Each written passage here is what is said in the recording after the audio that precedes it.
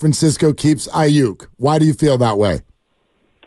Because he's their best wide receiver. They're inside their Super Bowl window. He operates expertly in the middle of the field. His best football's ahead of him.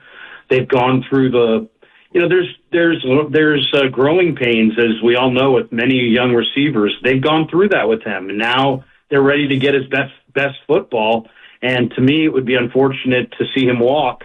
But I do understand that it's a cap sport. You're going to be paying Purdy, I think, north of $50 million in a year.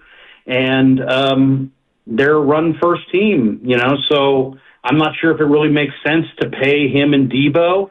I don't know that you can move Debo. There's new Diana Rossini rumors they're shopping Debo today, which goes totally against what Debo was told by the team, that he would not be dealt before, during, or after this year's draft. But who knows? Maybe everything's in play. I'll say this, guys. Last year I asked John Lynch about Bosa. I said, John, is there any chance that Bosa gets traded? And before I could even get the question out, he's like, absolutely not. Nope, that puts an end to that. Yep. He stopped well short of that this time. I mean, as soon as Mayoko asked him on Monday, have you given his agent permission to seek trades? He's like, oh, I don't want to talk about it. He shut it down right there. So to me, that was an indication that the answer to that question is yes, we have given his agent, license to go shop other teams. And clearly, when you look around the league and what's being talked about over the last 48 hours, it's clear that he's out there and can be had. And Silver's reporting was pretty on point. And if he is shopped, the idea would be to move up from 31 to fill in the blank. And I know that Diana had the thought to move into the top 10, and I'm looking at your quote-unquote quick draft thoughts, and you talk about moving up to 17. Would it be there to draft a lineman, in your opinion, and wait to get a receiver in the second round in a draft that looks to be pretty deep with receivers? Well, I'll say this, Dibs. I thought if you went and did the breakdown on the Super Bowl 58, right, and did the whole autopsy, if you will, football autopsy, I think that you'd find that the Niners, I think, lost mostly because of L'Jarius Sneed and Trent McDuffie and how great they were against the Niner receivers. And I think that's a lasting memory. I mean, we just saw Kyle pick up Trent Taylor the other day. Well, I think he may have something tells me Kyle's watched that video a few times. Let's just say that. And I think he's learned. So I personally think that the target on a trade-up is Quinyon Mitchell. And I know that's not a name that you're hearing a lot of, but Lynch referenced that, this could be about this year, but it could also be about next year. Can they pay Mooney Ward? Can they pay Lenore? Can they pay both? I think they really want that dominant corner. And I think Quinyon Mitchell is one of the cleanest prospects. I mean, he had 4 picks in a game. He's an awesome man-to-man corner. Then he went to the combine. He was an incredible tester. So I just think that he could be the target if they trade up into the middle of the first round. If they're trading into the top 10, then I got to think it's either for J.C. Latham or Talieisi Fuaga from Oregon State, one of the 2 premier offensive tackles. Larry, I think that, I don't hate that idea at all as far as attacking the defensive backfield, but let's back up for a second and talk about the actual team as it stands now. If Brandon Aiyuk's not on it, even if they were to get one of these hot shot receiver prospects, you know that it takes a minute, especially in Kyle Shanahan's system. If Brandon Aiyuk's not on this team, how is the receiving core viable enough this coming season? Yeah, I mean, Mark, I listened to you guys yesterday driving back, and you were making this point, and I understand it. They'd have to make do, right? Well, how would they do it?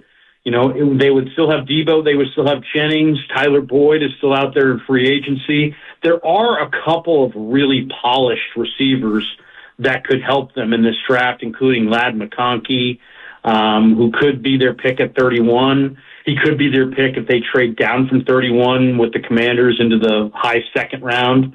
I think he's really polished, guys. He's really ready to go. To me, he looks a lot like Cooper Kupp. I saw Greg Cosell did a whole breakdown on him. He's in love with him. I think McConkey grows on you. I've got some durability concerns about him because he isn't the biggest guy, but man, played the big conference, ran incredible times. When you watch the film, he's an outstanding, refined route runner who can play at different tempos. He's kind of like I hate to put the label on him, but he's kind of like a Cooper Kupp 2.0 type guy. So I think he's ready to roll. Malik Washington from Virginia, ready to roll. And there's a couple other receivers that are pretty refined. It wouldn't be Aiyuk, but if this isn't the Niners, if they move Aiyuk, it's not because they don't like him or appreciate him or want him. It's because they're paying their quarterback $50 million and they're looking for cap relief. And I personally, if you're asking me my thoughts on it, I think that the Niners know what Aiyuk's camp wants, and Aiyuk knows where the Niners are, and I think they're at an impasse. And I think that the agent and Lynch have a good relationship, and the agent pushed back on the shopping rumors because I think he's trying to do Lynch a solid and help him maintain leverage. He knows they're only going to trade him. He's only going to get his top price if he's traded, most likely. They're only going to be able to trade him if Lynch gets his price.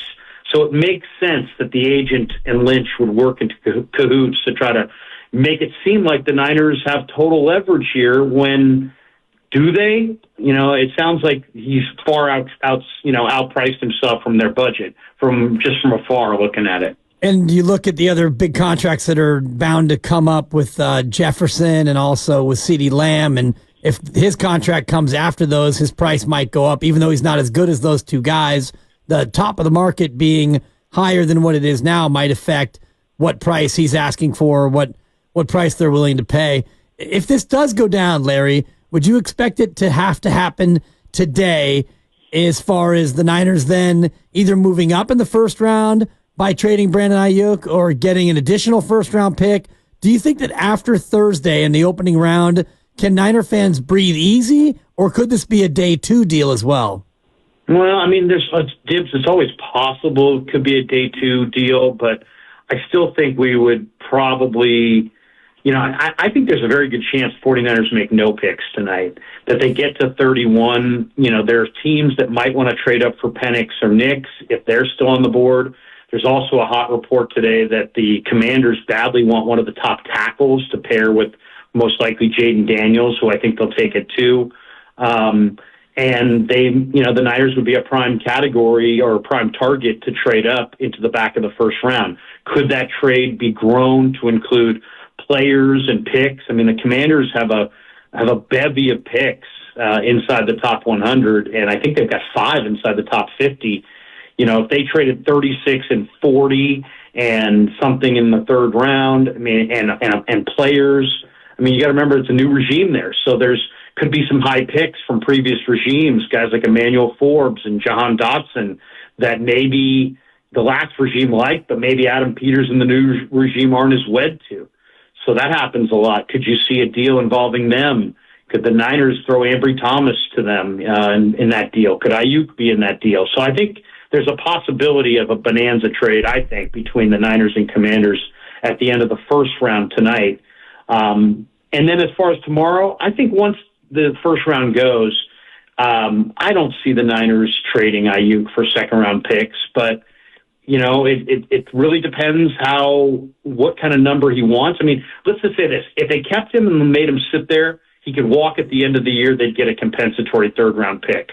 So if they really can't afford him and have already crossed that bridge, I guess any package that's better than the compensatory pick might be something that could be attractive to them. A lot of people say, hey, just let them sit and wait and, make them wait. They're not going to do that. They're not going to sit there and say, we have you under contract and play super hardball. I think they're going to deal with this tonight or this weekend. Larry Krueger with us, Willard and Dibs. It's draft day, 95-7 the game. We are breaking all of it down, and there are rumors running everywhere with regard to what the Niners are going to do. 31st pick right now, but reports that phone calls are being made with both Brandon Aiyuk and Deebo Samuel's name getting tossed around. Larry, in that tweet that I referenced,